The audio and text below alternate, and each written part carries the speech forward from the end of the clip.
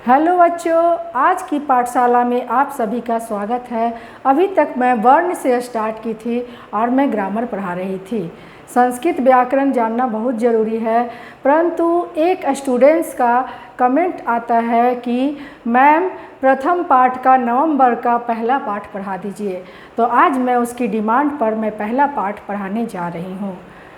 आप सभी बच्चे इस पाठ को प्रेम से पढ़ेंगे। आइए मैं उसके बारे में बताती हूँ। पहला पाठ है पीयूषम, पुस्तक का नाम है नवंबर में, जिसका प्रथम पाठ है। प्रथम मतलब क्या होता है? पहला। अपाठ मतलब पाठ, यानी पहला पाठ। इस स्तुति, पहला पाठ क्या है बच्चों? इस स्तुति। इस मतलब होता है ईश्वर। इस मतलब क्या होता है बच्चों? ईश्वर। और स्तुति मतलब स्तुति, यानी ईश्वर की स्तुति। किसकी स्तुति? ईश्वर की स्तुति। यह पाठ जो है कहाँ से लिया गया है? तो उपनिषद से लिया गया है और भगवत गीता से लिया गया है। कहाँ से लिया गया बच्चों? उपनिषद और भगवत गीता से। हमेशा 1 नंबर का प्रश्न बनते जाएगा, आप उसे बीच बीच में नोट करते जाइएगा। जितने भी महत्वपूर्ण बात है मैं उसे बताती जाऊंगी। तो इस स्तुति का मतलब क्या होता है? ईश्वर की स्तुति। कहाँ से लिया गया है? यह पाठ जो है इसमें 5 श्लोक है, 5 मंत्र हैं। कितने मंत्र हैं? 5 मंत्र। ये भी एक प्रश्न आपका बनता है कि इसमें कितने मंत्र हैं? तो 5 मंत्र है, 5 श्लोक है। कहाँ से लिया गया है? तो उपनिषद और भगवत गीता से। कहाँ से लिया गया बच्चों? उपनिषद और भगवत गीता से। अब प्रश्न उठता है कि उपनिषद में क्या है और भगवत गीता में क्या है? तो हम सभी जानते हैं कि दोनों में परमात्मा की ही बातें हैं। हम लोग अपने बुजुर्गों से सुनते आए हैं उपनिषद की बात भी और भगवत गीता की बात भी, परंतु हमारे विषय में ये दे दिया गया है, हमारे सिलेबस में दे दिया गया है, जिससे हमें जानने में आसान होगा कि आखिर उपनिषद में है क्या।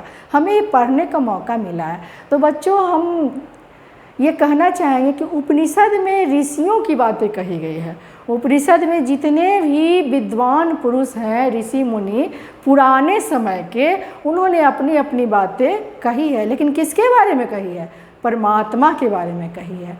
यहाँ पर दोनों में समानता है। उपनिषद और भगवत गीता दोनों में एक ही के बारे में, व्यक्ति तो हम नहीं कहेंगे, बोलने हम जा रहे थे, लेकिन व्यक्ति नहीं, वो तो परमपिता परमेश्वर परमात्मा है जिसकी व्याख्या की गई है।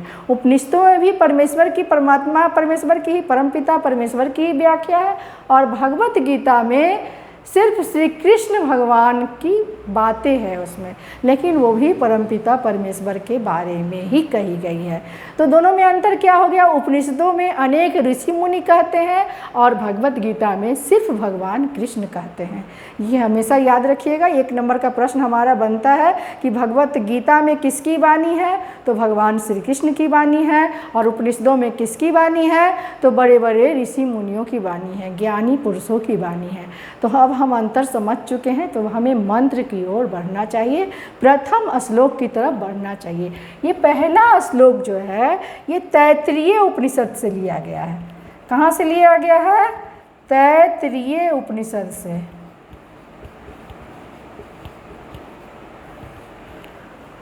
पहला श्लोक है हमारा, यतो वाचो निवर्तन्ते अप्राप्या मनसा सह आनंदम ब्रह्मणो विद्वान न बिभेति कुतश्चन।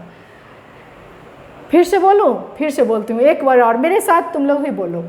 यतो वाचो निवर्तन्ते अप्राप्य मनसा सह आनंदम ब्रह्मणो विद्वान न बिभेति कुतश्चन। अगर आप मेरे साथ साथ उच्चारण करेंगे, जब मैं क्लास में पढ़ाती हूँ तो बच्चे मेरे साथ साथ उच्चारण करते हैं। एक बार मैं बोलती हूँ, उसके बाद वो बोलते हैं, तो उच्चारण भी सीख जाते हैं। इस ट्रिक को मैं यहाँ पर भी लागू कर रही हूँ। दोबारा जो मैंने बोला है, अगर उसके साथ मैंने थोड़ा सा टाइम दिया है, अगर आप भी बोलेंगे तो आपका उच्चारण भी अच्छा हो जाएगा। अब मैं इस पे जाती हूँ, इस श्लोक पे जाती हूँ। यतो, यतः, यतः मीन्स क्या होता है? क्योंकि। यतः का मतलब क्या हो गया? क्योंकि। वाचो, वाचो का मतलब क्या होगा? वाणी। क्या होगा? वाणी। निवर्तन्ते, निवर्तन्ते मतलब होता है लौट जाती है। निवर्तन्ते का मतलब क्या होता है? लौट जाती है। यहाँ पर मनसा आया है। मनसा मतलब मन का, मनसा मतलब मन का। यहाँ पर सह आया है, सह मतलब साथ। अप्राप्या मतलब नहीं पाकर। यहाँ नहीं के लिए आया है, प्राप्या यानी नहीं पाकर। आनंदम, आनंद स्वरूप, आनंद स्वरूप। ब्रह्मणो, ब्रह्मणो ईश्वर के लिए आया है। किसके लिए आया है? ईश्वर के लिए आया है। विद्वान, विद्वान तो जानते ही हैं कि जो सर्वज्ञाता हो, सर्वज्ञाता, सर्वज्ञ भी बोल सकते हैं, सर्वज्ञाता। नौ मीन्स नहीं, आप लोग सब जानते हैं। नौ मीन्स नहीं तो बताना नहीं कर पड़ेगा, फिर भी मैं बता रही हूँ। विभेति, विभेति मीन्स डरता है। अब तो बहुत आसान हो गया होगा, इसको बस एक दूसरे से जोड़ देना है। क्या जोड़ना है? वाचो। अब यहाँ पर हम अपने मन से हमारी लगा देते हैं। वाणी, किसकी वाणी? हमारी वाणी, तुम्हारी वाणी, किसी की भी वाणी हो सकती है। वाणी, वाणी मतलब बोलने का जरिया, बोलने का साधन। जो भी हम बोलते हैं, स्तुति करते तब भी हमारी वाणी होती है, किसी पर गुस्सा करते तब भी हमारी वाणी होती है, और जब हम खुश होकर बोलते हैं तब भी हमारी वाणी होती है। तो वाणी बोलने का, भाषा का एक माध्यम है। तो वाणी, किसकी वाणी? हमारी वाणी। मन का, मनसा मतलब मन का, हमारी वाणी मन का। सह मतलब साथ, मन का साथ। नहीं पाकर, अप्राप्या, नहीं पाकर लौट जाती है।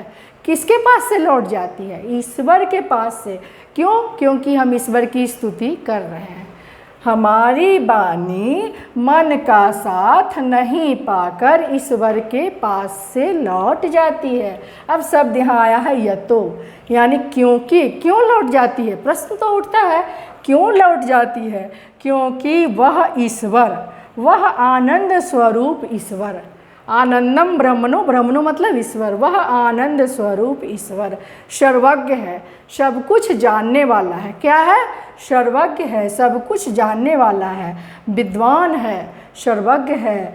वह किसी से नहीं डरता है, वह किसी से नहीं डरता। इसीलिए हमारी वाणी जो है मन का साथ नहीं पाकर ईश्वर के पास से लौट जाती है। ये इसका सही अर्थ हुआ। इसको मैं लिख दूंगी, लेकिन पहले मैं इसका व्याख्या आपको बता देती हूँ। सबसे पहले हमको लिखना होगा कि प्रस्तुत पाठ पीयूषम पाठ से लिया गया है, पीयूषम पुस्तक से लिया गया, हमारी पाठ्य पुस्तक पीयूषम से लिया गया है। अगर हमको व्याख्या लिखना रहा तब यह प्रथम श्लोक है, इस स्तुति का यह प्रथम श्लोक है, और ये तैत्तिरीय उपनिषद से लिया गया है। कहाँ से लिया गया है? तो तैत्तिरीय उपनिषद से लिया गया है। इसमें कहा गया है, कहने का प्रयास किया गया है कि ईश्वर की स्तुति जब हम करते हैं, जब हम ईश्वर की पुकार करते हैं, तो उसके लिए हमारा मन, वचन और कर्म तीनों का साथ होना चाहिए। अगर हम तेज आवाज़ में ईश्वर को डांट के बोलेंगे तो क्या ईश्वर हमारी बात सुनेगा? क्यों सुनेगा? वो तो हमसे डरता ही नहीं है।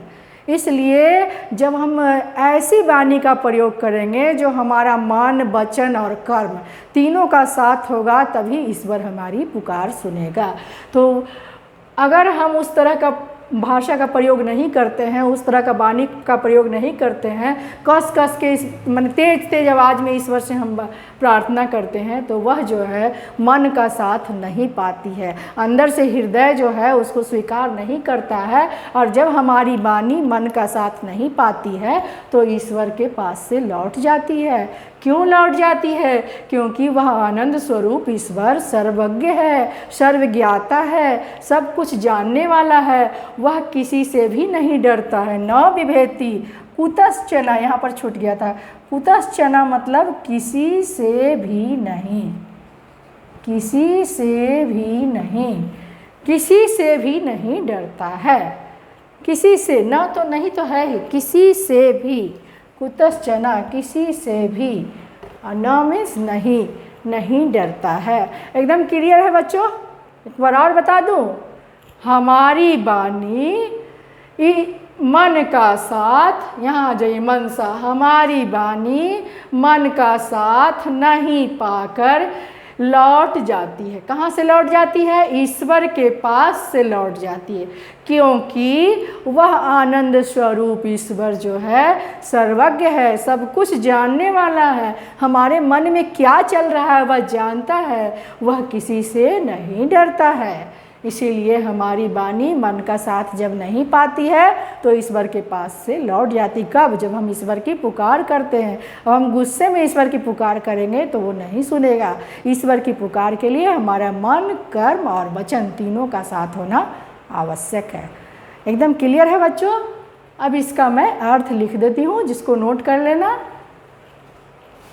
बच्चों नोट करो, हमारी वाणी मन का साथ नहीं पाकर ईश्वर के पास से लौट जाती है, क्योंकि वह आनंद स्वरूप ईश्वर सर्वज्ञ है, सब कुछ जानने वाला है, वह किसी से भी नहीं डरता। क्लियर? इसको नोट करो, इसके बाद हम अगले श्लोक की तरफ चलेंगे। दूसरा श्लोक है बच्चों हमारा, बहुत ही सुंदर श्लोक है, और खासकर इसका बीच वाला लाइन जो है बहुत सारे विद्यालय के लोगों में बना हुआ रहता है। आप देखे होंगे, तमसो माँ ज्योतिर्गमय, लेकिन हमें यहाँ से पढ़ना चाहिए। पहला लाइन भी बहुत अच्छा है, सबसे अच्छा तो यही लाइन है, लेकिन बीच वाला लाइन को सब जगह दिया रहता है। असतो माँ सद्गमय, तमसो माँ ज्योतिर्गमय, मृत्योर्मा अमृतम गमय। ये हमारा दूसरा श्लोक है, और ये कहाँ से लिया गया है? बृहदारण्यक उपनिषद से। कहाँ से लिया गया बच्चों? बृहदारण्यक उपनिषद से। इसको आपको नोट करना है, इसको आपको याद करना है, इसलिए कि हमारा जब भी एग्ज़ाम होगा तो 1 नंबर का प्रश्न बनता है, कुछ ना कुछ पूछा ही जाएगा। जब हम पाँचों पढ़ेंगे तो पाँचों में से एक न एक तो रहेगा ही, कौन किस उपनिषद से लिया गया है, किसी न किसी एग्ज़ाम में आएगा। हमारा फर्स्ट टर्मिनल हो, सेकेंड टर्मिनल हो या फाइनल एग्ज़ाम हो, इम्पॉर्टेंट बातें हमेशा जो है प्रश्न आते रहती है। तो हम ध्यान देंगे। असतो, असतो मतलब क्या होता है? ध्यान से देखिए, असत्य। असतो मतलब क्या होता है? असत्य, यानी ठेठ भाषा में कहेंगे झूठ। असतो माँ सद्गमय, सत्य की ओर। सद मतलब सत्य, सद मतलब सत्य, और गमय मतलब ले चलो। हे प्रभु, हमें असत्य से सत्य की ओर ले चलो। कहाँ ले चलो? हे परमपिता परमेश्वर, मुझे असत्य से सत्य की ओर। माँ मुझे के लिए आया है, मुझको। किसको? मुझको असत्य से। कहाँ से? असत्य से मतलब झूठ से सच की ओर ले चलो। असत्य से सत्य की ओर ले चलो, एकदम मतलब ठेठ भाषा में है। असतों से असत्य आपको याद रहेगा, सद से सत्य एकदम याद रहेगा। वैसे इसको हम सन्मार्ग और कुमार्ग भी कह सकते हैं। असत्य मतलब कुमार्ग भी होता है, मतलब गलत रास्ता, और सत्य का मतलब सन्मार्ग भी होता है, मतलब अच्छा रास्ता। दोनों का मतलब एक ही है, लेकिन आपको याद करने में आसान होगा। हे प्रभु, मुझे असत्य से सत्य की ओर ले चलो। कहाँ ले चलो? मुझे मुझे असत्य से सत्य की ओर ले चलो। तमसो माँ ज्योतिर्गमय। अगला लाइन है जो मैं बताई थी, बहुत सुंदर लाइन है। तमसो मतलब होता है, क्या होता है तमसो मतलब? अंधकार। क्या होता है बच्चों? अंधकार। माँ मतलब तो जान ही गए हैं, और ज्योतिर्गमय मतलब ज्योति। ज्योति मतलब होता है प्रकाश, ज्योति का मतलब प्रकाश, और इसका मतलब तो जानते ही हैं, गमय। गमय मतलब ले चलो, ले चलो। हे परम पिता परमेश्वर, मुझे अंधकार से प्रकाश की ओर ले चलो। कहाँ से ले चलो? अंधकार से प्रकाश की ओर ले चलो। कहने का मतलब है अज्ञान से ज्ञान की ओर ले चलो। अंधकार मतलब ये अंधकार नहीं जो दिख रहा है हमें, अंधकार मन रूपी अंधकार, हमारे मन में जो अंधकार है, जो अज्ञान भरा हुआ है, उस अज्ञान से हमें प्रकाश रूपी ज्ञान की ओर ले चलो। इसका अलग मतलब इसमें छिपा हुआ है, छिपा हुआ है अच्छी अच्छी बातें। सामने से तो लगता है कि तमसो मीन्स अंधकार है, अस्तो मीन्स असत्य है, लेकिन इसके पीछे बहुत कुछ छिपा हुआ है। असत्य मतलब कुमार्ग और सत्य मतलब सन्मार्ग। तमसो मतलब अंधकार यानी अज्ञान, अंधकार अर्थात अज्ञान, और प्रकाश अर्थात ज्ञान। अंधकार रूपी अज्ञान से प्रकाश रूपी ज्ञान की ओर ले चलो। अब अगला आपका आता है जो और भी अच्छा है, मृत्योर माँ अमृतम गमय। मृत्यु तो आप लोग जानते हैं, माँ मतलब जान ही रहे हैं मुझे, अमृतम मतलब अमरता, अमृतम मतलब अमरता, अगमय मतलब तो जान ही रहे हैं कि ले चलो, बार बार प्रयोग हुआ है। हे प्रभु, हे परमपिता परमेश्वर, हमें मृत्यु से अमरता की ओर ले चलो। कौन सी मृत्यु और कौन सी अमरता? अमरता मतलब समझते हैं, जो व्यक्ति कुछ ऐसा कार्य करता है कि जिसके मरने के बाद सदियों तक उसका नाम लिया जाता है अच्छी बात में, तो वो जो है उसे अमरता मिलती है। कोई भगवान का उपासना करके अमरता प्राप्त करता है, कोई पब्लिक लोगों के लिए लड़कर उसको आज़ादी दिलाकर, या बहुत सारे ऐसे काम होते हैं जिसको कर कर अमरता प्राप्त करता है, उसे यश भी हम कह सकते हैं। तो कुछ ऐसे भी व्यक्ति होते हैं, ज्ञानी पुरुष होते हैं, जैसे भगवान बुद्ध हो गए, भगवान कृष्ण हो गए, ऐसे लोग हैं जो मृत्यु को तो प्राप्त हुए हैं लेकिन आज भी हमारे दिलों में बसते हैं, अमर हैं। तो वही बात हो गई कि इस नश्वर शरीर तो ख़त्म हो जाए प्रभु, लेकिन हमारा जो यश है, हम जो है, मेरा नाम जो है हमेशा जीवित रहे। ऐसा मुझे कार्य करने की ज्ञान का ये दो कि मैं ऐसा कार्य करूं जिसे मृत्यु से मुझे अमरता की ओर ले चलो। शरीर तो मर जाए लेकिन मैं अमर रहूं, इसमें कोई दिक्कत नहीं है। हमको लगता है नीचे में जगह है, मैं लिख देती हूँ, इसका अर्थ तो ज़्यादा होगा नहीं, यहीं पर लिख देती हूँ। हे परमपिता परमेश्वर, हे परमपिता परमेश्वर, क्या था? असतो, मुझे असत्य से सत्य की ओर ले चलो, अंधकार से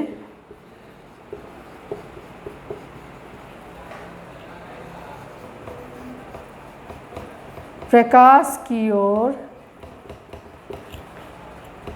तथा मृत्यु से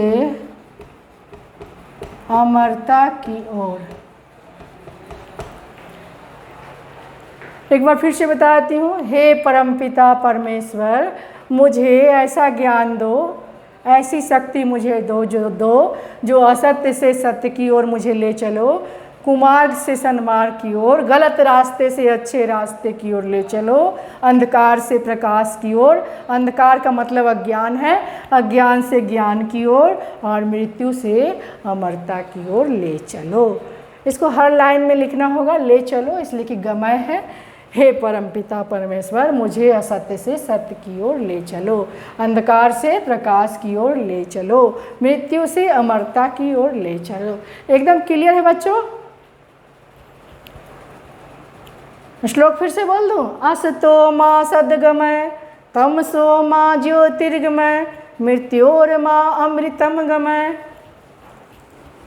हे परमपिता परमेश्वर, मुझे असत्य से सत्य की ओर ले चलो, अंधकार से प्रकाश की ओर ले चलो, और मृत्यु से अमरता की ओर ले चलो। बच्चों, आज हम तीसरे श्लोक की तरफ आएंगे। सबसे पहले इसका उच्चारण होना चाहिए। एक बार मैं बोलती हूँ, सुनो, तुम्हारा मेरे साथ बोलना।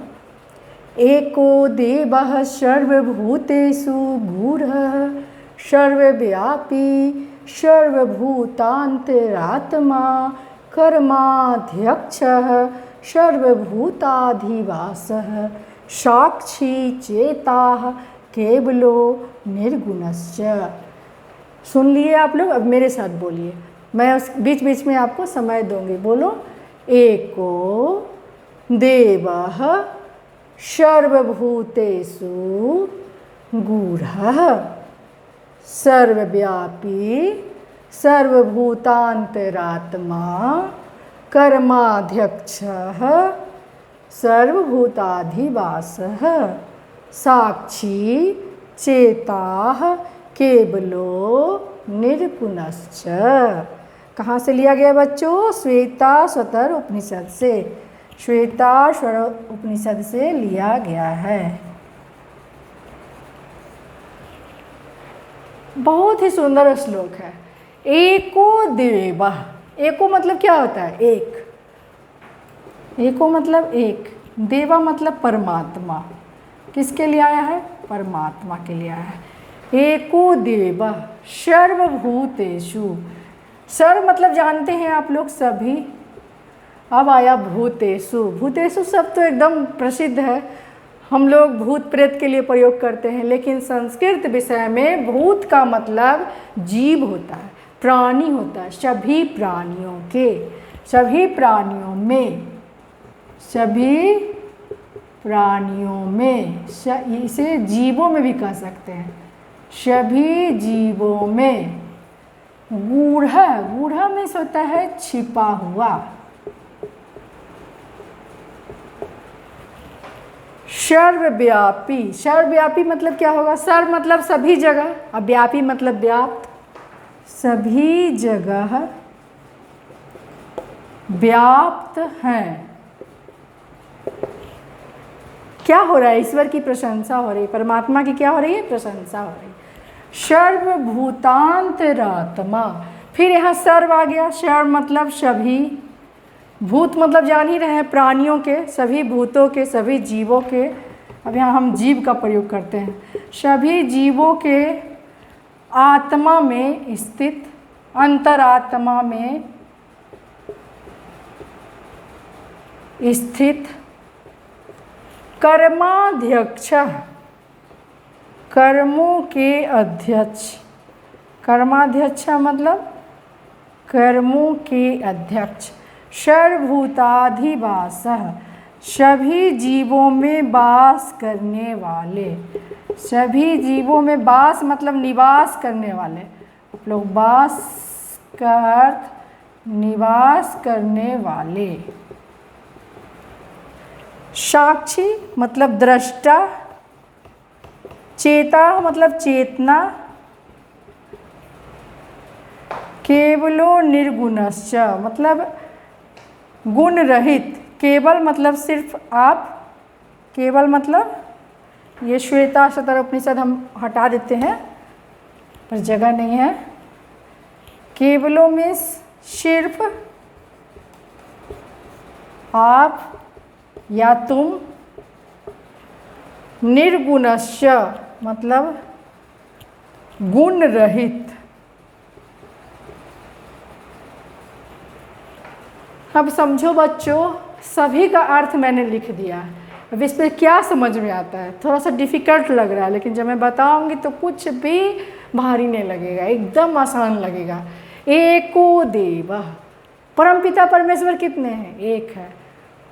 कितने हैं? हजारों नाम, लाखों नाम, करोड़ों नाम से हम जानते हैं उस परमपिता परमेश्वर को जो इस दुनिया को चलाने वाले हैं। कभी खुदा के नाम से, कभी भगवान के नाम से, कभी जो भी कहिए, लेकिन वह एक है। हम परमपिता परमेश्वर क्या है? एक है। एको देवः, एक ही परमात्मा है जो क्या है? सर्वभूतेषु, सभी प्राणियों में, सभी जीवों में। सिर्फ मनुष्य नहीं, जितने भी पृथ्वी पर जीव हैं, कीट मकोड़े, जो भी जितने भी प्राणी हैं, जितने भी जीव हैं, सभी प्राणियों में, सभी जीवों में छिपा हुआ है वह परमपिता परमेश्वर जो एक है। वह कहाँ छुपा हुआ है? छिपा हुआ या छुपा हुआ? छुपा हुआ है। कहाँ? सभी प्राणियों में छुपा हुआ है। सभी प्राणियों के हृदय रूपी गुफा में छुपा हुआ है। कहाँ छुपा हुआ है? सभी प्राणियों के हृदय रूपी गुफा में छुपा हुआ है। अब आया शब्द सर्वव्यापी। सभी जगह व्याप्त है, यहाँ भी वहाँ भी वहाँ भी, जहाँ हम खोजे आगे पीछे इधर उधर सभी जगह सर्वव्यापी, सब जगह व्याप्त है। सर्वभूतांतरात्मा, सर्व मतलब सभी जान रहे हैं कि सभी होता है, भूत मतलब जीव, और अंतरात्मा जीवों के अंतरात्मा में, वह सभी जीवों के आत्मा में स्थित है। चाहे वह कीड़े हों, मकोड़े हों, पशु हो, मनुष्य हो, राक्षस हो, जो हो, सभी के अंतरात्मा में स्थित है। कर्माध्यक्ष, सभी के कर्मों के अध्यक्ष हैं। क्या है? सभी के कर्मों के अध्यक्ष हैं। अब कर्माध्यक्ष मतलब कैसे समझोगे? मान लो एक उदाहरण देते हैं। अभी तो सब स्टूडेंट्स हो, छात्र हो, तो छात्र वाला ही उदाहरण देते हैं।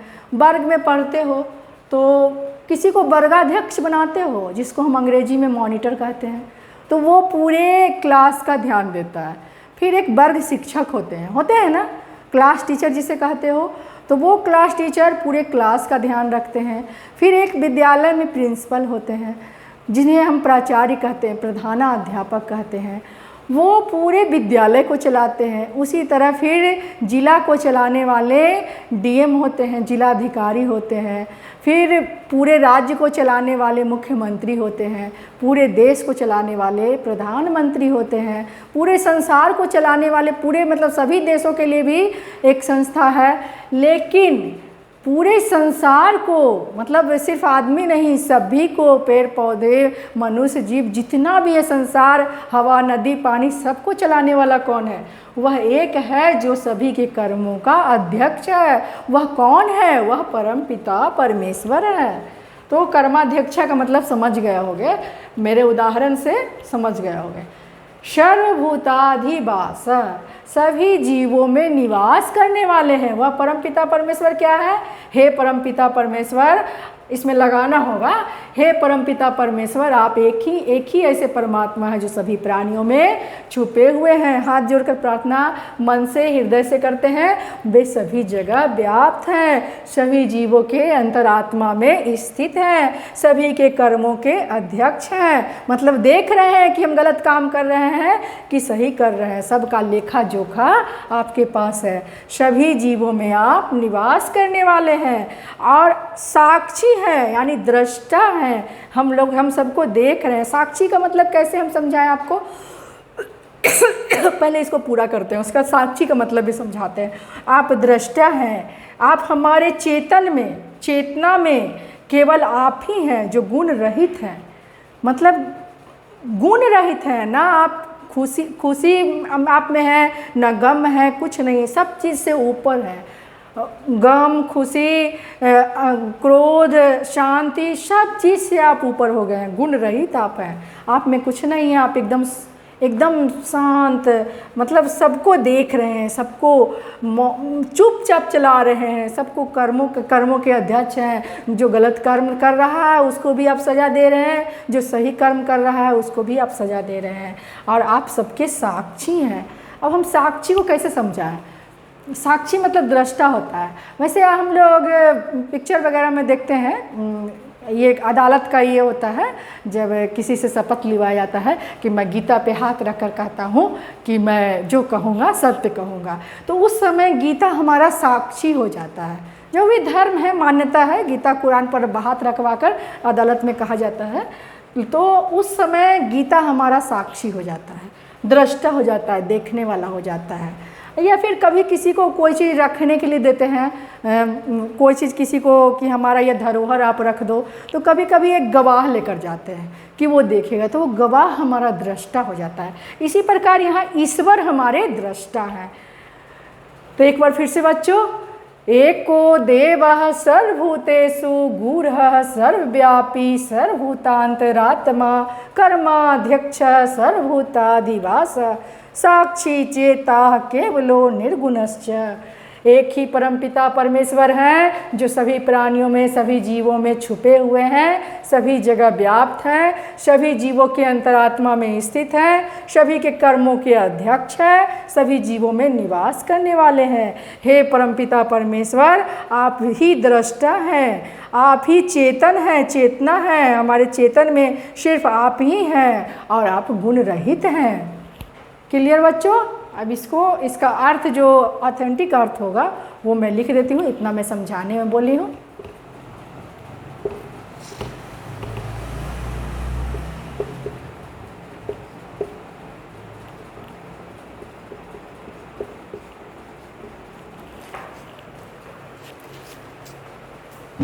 बच्चों, मैं अभी जो पढ़ाई थी आपको तीसरा श्लोक का अर्थ, हमको तो लगता है कि सभी को याद हो गया होगा, लेकिन फिर भी जिसे याद नहीं हुआ होगा, कुछ रटने वाले भी स्टूडेंट्स होते हैं तो वो रट लेंगे, इसे नोट कर लीजिए। और जिन्हें समझ में आ गया है, जिनको याद हो गया, वो अपनी भाषा में लिखने का प्रयास करेंगे, उसके बाद से इससे मिलाएंगे। अपनी भाषा में भी लिखेंगे तो मार्क्स उतना ही आएगा, आपका नंबर उतना ही आएगा। तो इसका अर्थ किताबी भाषा में जो एक होना चाहिए, एकमात्र परमात्मा ही सभी प्राणियों में छिपा हुआ है। क्या? एकमात्र परमात्मा ही सभी प्राणियों में छिपा हुआ है। वह सर्वत्र स्थित रहने वाला, सभी प्राणियों के भीतर स्थित आत्मा है। वह सारे कार्य व्यापारों का नियंता तथा सभी प्राणियों के भीतर निवास करने वाला है। वह गुण रहित चेतना रूप में केवल हमारे कर्मों का साक्षी है, दृष्टा है। इसको नोट कर लीजिएगा बच्चों। और मैं जो 5 श्लोक है उसमें से मैं इस क्लास में 3 श्लोक पढ़ाई हूँ। ज़्यादा पढ़ा दूंगी और ज़्यादा आप पढ़ लोगे तो दिमाग से फिर निकलने लगेगा, इसलिए आज इतना ही। इसका जो भी वर्ड मीनिंग मैं बताई हूँ और जितने भी करे वर्ड हैं, अगर आपको बोलना नहीं आ रहा है, उच्चारण करना नहीं आ रहा है, तो ध्यान से वीडियो पॉज करके उसको सुनने का प्रयास कीजिएगा, उसको साथ में बोलने का प्रयास कीजिएगा। और जो लिखने नहीं आ रहा है उसको 10 बार लिखिएगा, वो लिखना भी आ जाएगा और सारे का हिंदी भी आ जाएगा, इसलिए कि बहुत अच्छा से एक्सप्लेनेशन हुआ है, आपको समझ में आएगा। अगर कोई दिक्कत होती है तो आप कमेंट बॉक्स में लिखिएगा अपने समस्या को, तो मैं समाधान करने का प्रयास करूँगी। पहला क्लास था मेरा नवंबर की कक्षा में, तो अगले कक्षा में बच्चों मैं मिलती हूँ, फिर आपसे अगले कक्षा में मुलाकात होगी। जो बचे हुए शेष भाग हैं 2 श्लोक के साथ, इसको पढ़कर तैयार कीजिएगा। धन्यवाद बच्चों।